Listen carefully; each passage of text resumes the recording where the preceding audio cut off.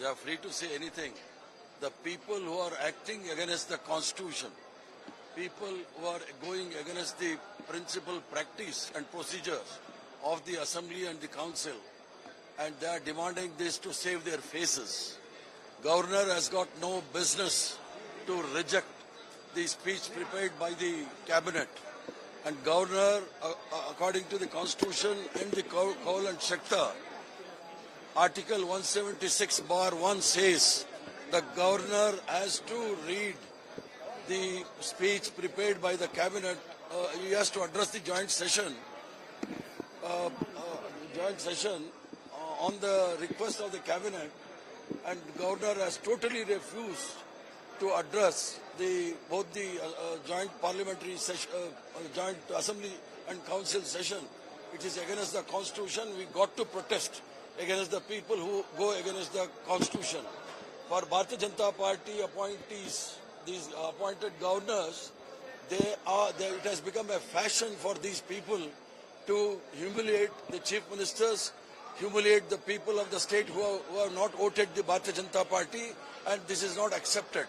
Karnataka is known as a progressive state and law-abiding state, and these governors who come from the Nagpur University, they are trying to browbeat the people of Karnataka. That is unacceptable.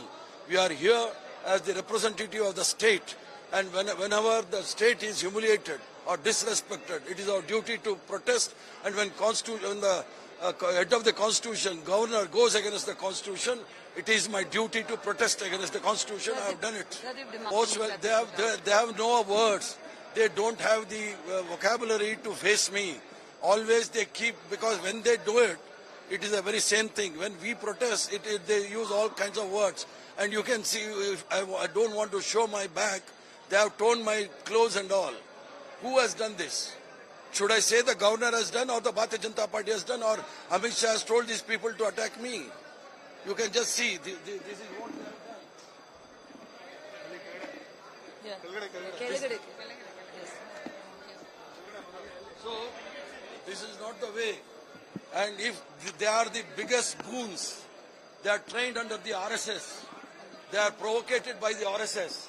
And these RSS gundas, they can't treat us what the constitution is.